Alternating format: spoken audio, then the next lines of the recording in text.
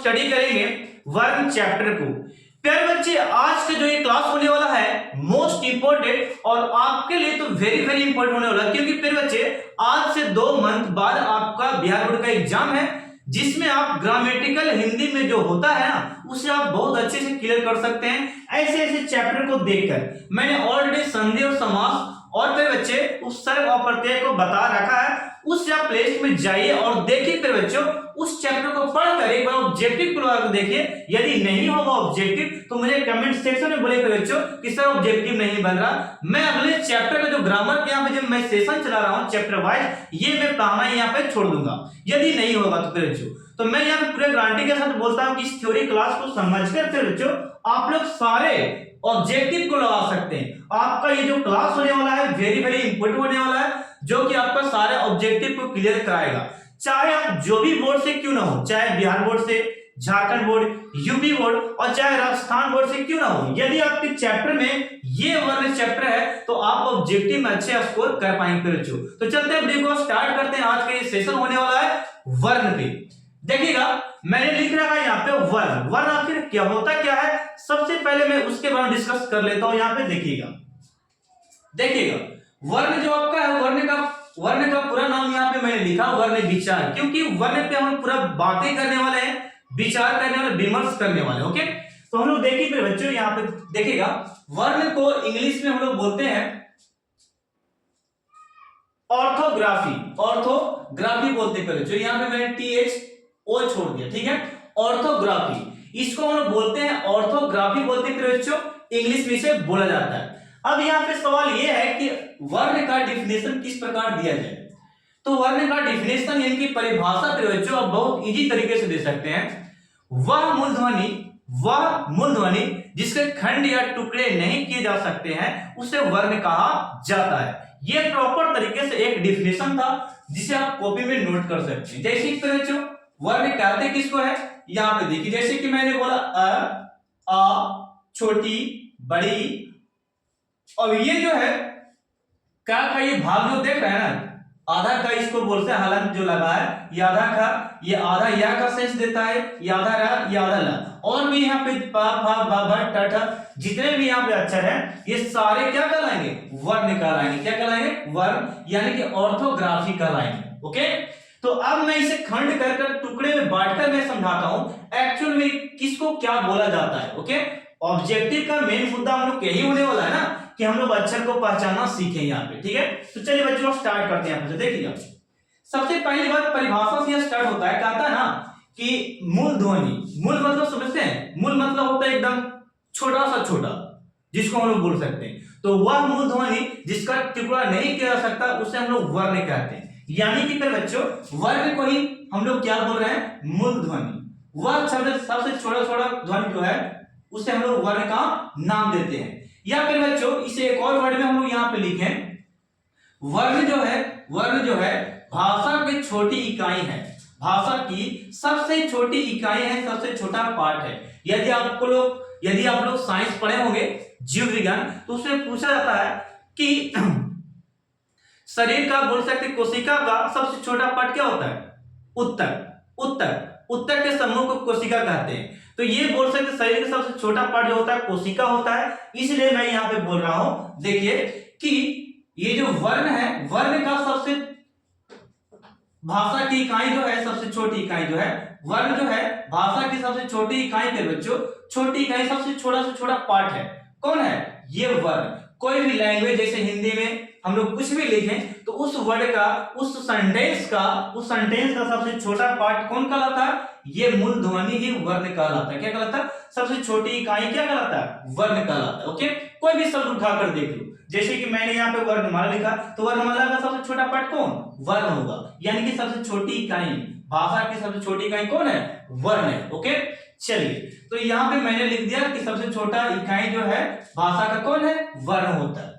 अब यहाँ पे बच्चों देखिए, यहां से स्टार्ट होता है आपका वीडियो, यहां से और भी अच्छे से देखिए। जैसे कि मैंने लिख रखा है वर्णमाला, वर्णमाला की तरह बच्चों वर्णमाला को हम लोग बोलते हैं अल्फाबेट। जैसे कि आप लोग एबीसीडी अक्षर पढ़े होंगे, कैपिटल एंड स्मॉल, ठीक है, कैपिटल और स्मॉल वहां पे पढ़े होंगे बच्चों। तो वहां पे जो देखिए एक कैपिटल में बांटते हैं तो अल्फाबेट को, एक स्मॉल में हम लोग बांटते हैं। तो लेकिन यहाँ पे हम लोग अल्फाबेट को क्या बोल रहे हैं, वर्णमाला बोल रहे हैं। अब वर्णमाला को एक डिफिनेशन देते हैं तो वर्णों के समूह को वर्णमाला कहा जाता है। यानी मेरे बच्चों ये जितने भी सारे यहाँ पे देख रहे हैं ये सारे के सारे हैं, और भी इसमें आएंगे आदि करके। तो इसमें जितने भी वर्ण हैं तो वर्णों के एक समूह मिल गया, वर्णों के एक समूह मिला तो हम लोग उसे वर्णमाला बोल दिए। क्या बोल दिए, वर्णमाला। यानी कि एक जगह पे सब को मिला हम लोग बोल दिए।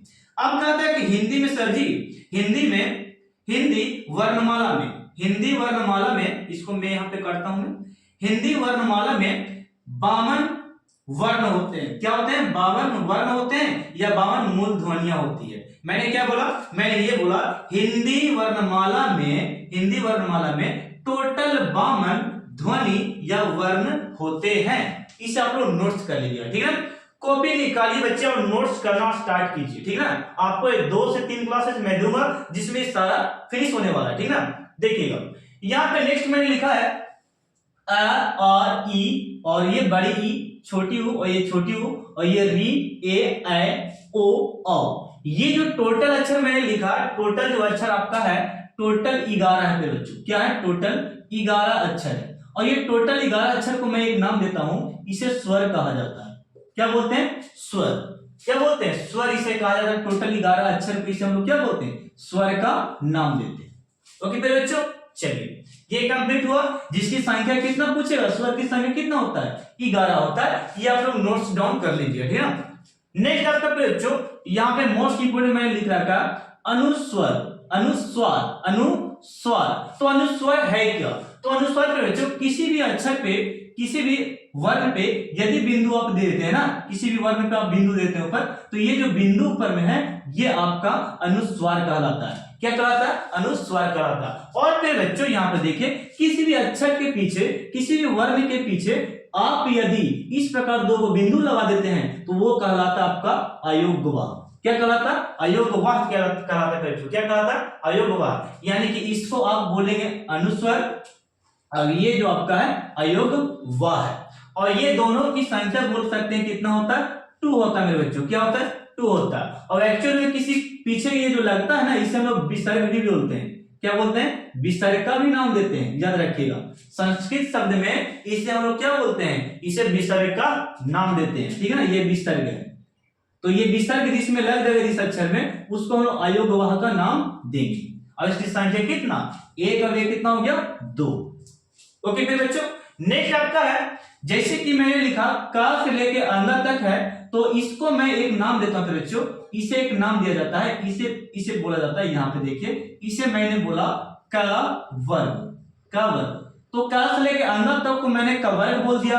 और फिर बच्चों इसको भी आप बोल सकते हैं च से यहाँ तक, इसको भी मैंने बोला च वर्ग। क्या मैंने बोला, च वर्ग। और यहाँ पे देखिए ट से ट्वर्गी न तक पे बच्चों, ट से ट्वर्गी न तक ये आपका हो गया ट वर्ग। और फिर बच्चों यहाँ पे देखिए यहाँ पे त से पे बच्चों, त से आपका जो हो गया त से न तक ये भी हो गया त वर्ग। इसको भी बोल सकते हैं प से पे बच्चों ये हो गया आपका प वर्ग। ओके, प से म तक प वर्ग कहलाता है, त से न तक त वर्ग कहलाता है, और ट से ट्वर्गी न तक ट वर्ग कहलाएगा, और च से यहाँ तक टवर्ग चवर्ग कहलाएगा, और क से अंदर तक कवर्ग कहलाएगा। यानी कि ये वर्ग में बटा हुआ, ठीक ना। चलिए अब इसे टोटल को क्या बोलते हैं, तो मैंने लिखा बच्चों, इस टोटल को मैंने लिखा, इसे स्पर्श बोला जाता है।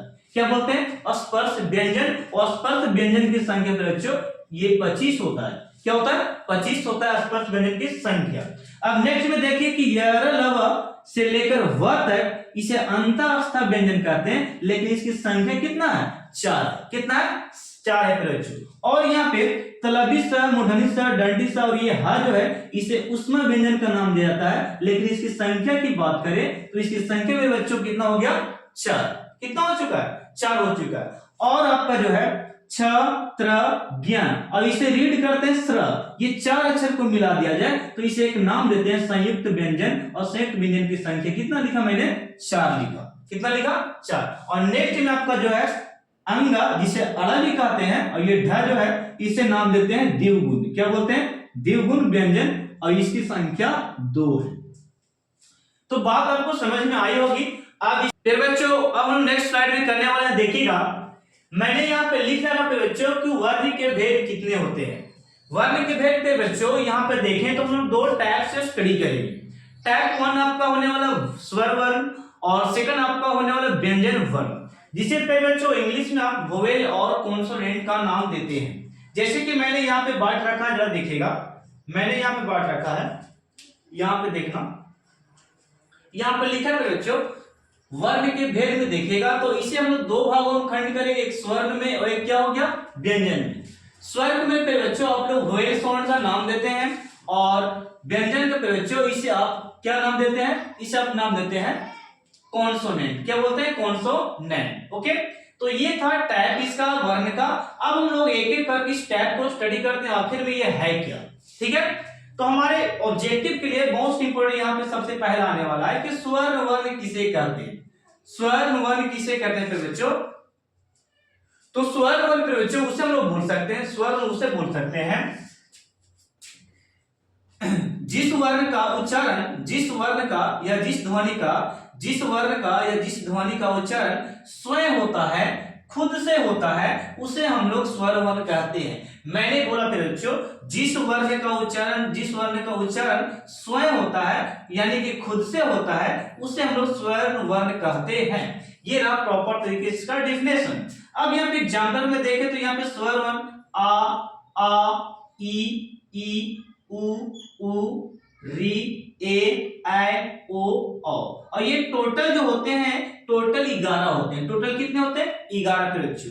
और यहाँ पे देखिए, यहाँ पे उदाहरण में मैंने यहाँ पे लिख रखा है कुछ इस प्रकार। उदाहरण को समझने से पहले फिर से हम लोग डेफिनेशन पे चलते हैं, ये आखिर कहता क्या है। तो ये कहता है बच्चों, ये कहता क्या है कि वैसा ध्वनि या वैसा वर्ण या वैसा ध्वनि जो स्वयं से उच्चारण होता है, यानी कि स्वयं उसका उच्चारण होता है खुद से। तो पहले जो देखिएगा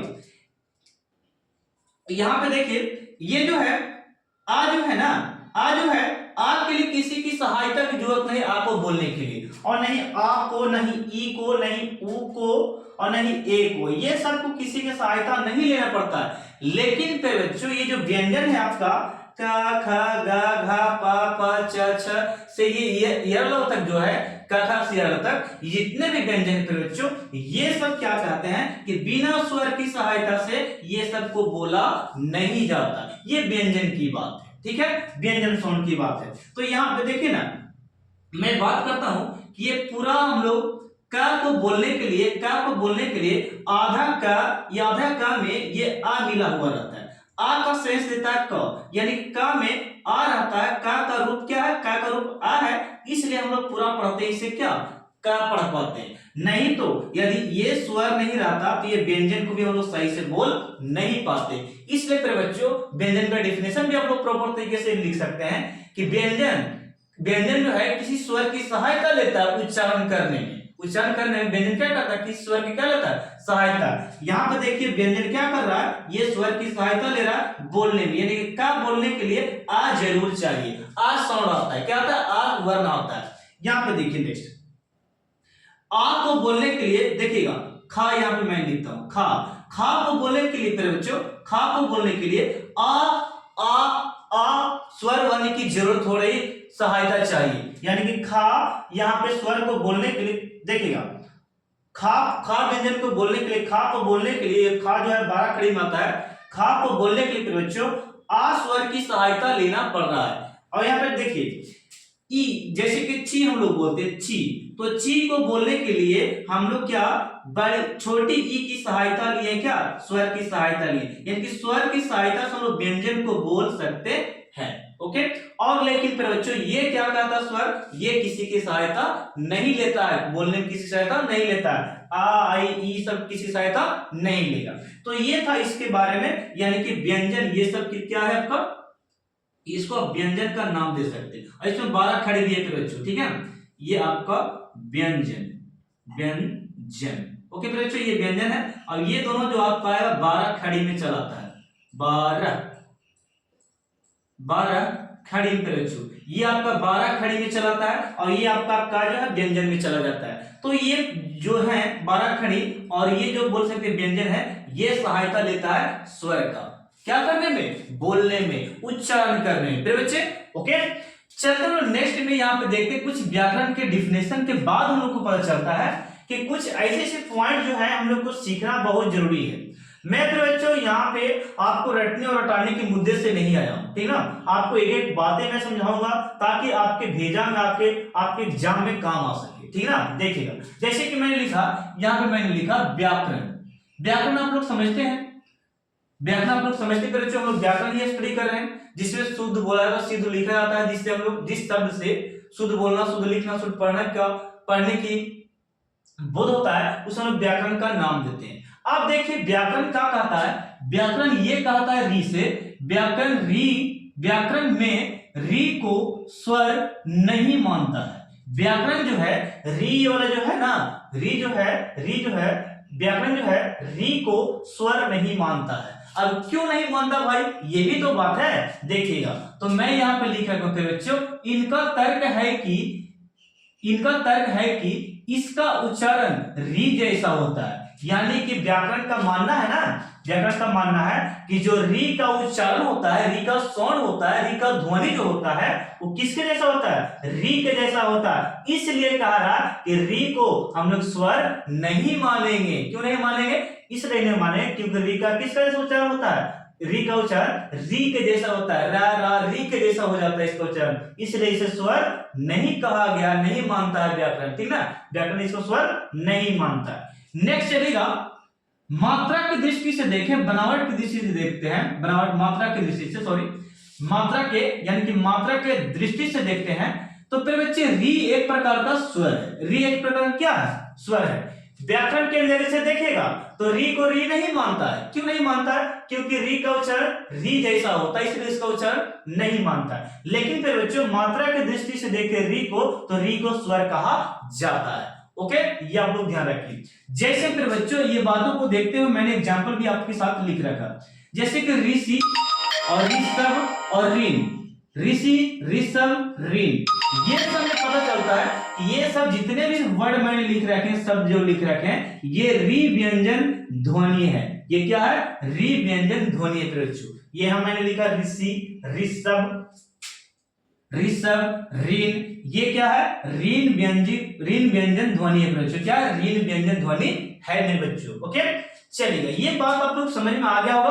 अब मैं आगे की ओर बढ़ता हूं, यहाँ पे एक एग्जांपल और है, जैसे कृषक कृषि और पृष्ठ, ये सब में देखते हैं तो ये जो री है, फिर ये जो देख रहे हैं ये वाला, इसको हम लोग स्वर की मात्रा कहते हैं। क्या बोलते हैं, स्वर की मात्रा, यानी कि ये जो है आपका स्वर की मात्रा है और ये वाला जो है आपका व्यंजन की ध्वनि की मात्रा है। व्यंजन ध्वनि की मात्रा देखिए, व्यंजन का ये है आपका, ठीक है, ये व्यंजन ध्वनि हो गया, लेकिन ये जो है आपका ये स्वर की मात्रा कहलाता है। ओके चलिए, ये जो देख रहे हैं, जैसे कि मैं यहाँ पे पा लिखता हूँ, तो पा में देखिए ये वाला प्री और स लिखता हूँ, ये हो गया स्त्री, दा लिखता हूँ, ये हो गया द्री, इस प्रकार। तो ये जो हो गया किसका मात्रा होगी फिर बच्चों, स्वर की मात्रा होगी, स्वर की मात्रा ये वाला। आगे बढ़ते फिर बच्चों, तो मैंने लिख रखा है ये अन्न है, अन्न पे एक बिंदु जो लगा है इसे अनुस्वर का नाम देते हैं। क्या बोलते हैं, अनुस्वर का नाम देते हैं। और ये आ है, आ में जो ये दो बिंदु जो दिया है इसे विसर्ग कहते हैं। अब ये दोनों जब एक साथ मिले, दोनों को हम लोग आयोगवाह का नाम देते हैं। क्या बोलते हैं, आयोगवाह। तो आयोगवाह किसे बोलते हैं फिर बच्चों, अनुस्वर यानी कि बिंदु को, विसर्ग यानी कि डबल बिंदु को, ये दोनों को हम लोग आयोगवाह का नाम देते हैं मेरे बच्चों। ओके चलिए नेक्स्ट में लिखा है चंदा मामा। देखिएगा चंद्र बिंदु का हम लोग बात करते हैं, चंद्र बिंदु की, जैसे कि इस प्रकार यू जैसा ऊपर चांद जैसा होता है ना, उसे हम यहाँ पे नाम देते हैं, ये यू वाला को नाम देते हैं अर्धचंद्र। क्या मैंने बोला, अर्धचंद्र, आधा चांद। क्या बोलते हैं, अर्धचंद्र मतलब आधा चंद्र, अर्धचंद्र मतलब आधा चांद, ठीक है ना, अर्धचंद्र हो गया आधा चांद। तो फिर बच्चे ये यू जैसा जो है ऊपर में, ये खोपड़ी पर लगा इस प्रकार, तो इसे मैंने नाम दिया अर्धचंद्र। और अर्धचंद्र के कुछ इंपोर्टेंट भी यहाँ पे मैंने लिख रखा, जरा देखिएगा। मैंने लिखा फिर बच्चों, कहता कि अर्धचंद्र जो होता है, अर्धचंद्र का उच्चारण, अर्धचंद्र का उच्चारण मतलब इसका, अर्धचंद्र का उच्चारण यानी कि बोलने में, उच्चारण मतलब बोलना, उच्चारण स्वर की तरह होता है। आप लोग याद रखिएगा, ऑब्जेक्टिव काम आने वाला, ठीक है। मैंने लिखा बच्चों कि अर्धचंद्र का उच्चारण स्वर की तरह होता है। किसकी तरह होता है, स्वर की तरह होता है। और फिर बच्चों अंग्रेजी की स्वर ध्वनि है, यानी कि ये जो चंद्र बिंदु है, ये जो चंद्र है, ये अंग्रेजी स्वर की क्या है? ध्वनि है।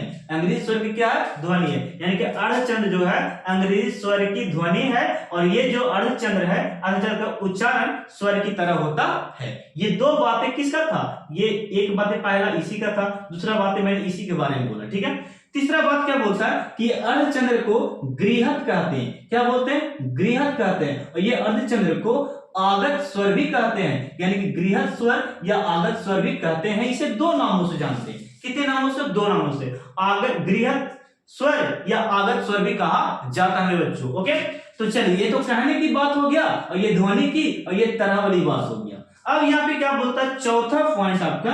तो चौथा पॉइंट ये बोलता है कि इनका मतलब किनका? चंद्र का। इनका अंग्रेजी शब्दों के लिए प्रयोग होता है, यानी कि इनका जो प्रयोग होता है अंग्रेजी शब्दों के लिए इनका प्रयोग होता है। तो जैसे में देखिए, मैंने यहाँ पे चंद्र बिंदु चंद्र लगा कर रखा, यानी कि ऑफिस लिखा। तो ये ऑफिस जो है एक अंग्रेजी शब्द है, अंग्रेजी वर्ड है। ओके, तो इसलिए मैंने लिखा कि इनका अंग्रेजी शब्दों के लिए प्रयोग होता है, जैसे कि ऑफिस, चॉकलेट, और यहाँ पे क्या मैंने लिखा?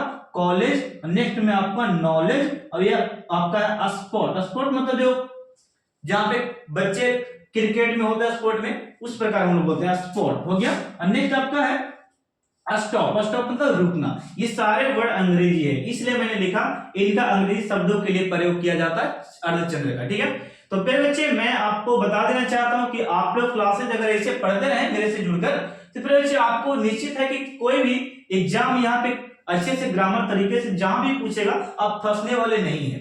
इस तरीका से यदि आप पढ़ते हैं तो किसी भी टीचर से कोई जरूरत नहीं कि आप मेरे से पढ़िए, ठीक है ना।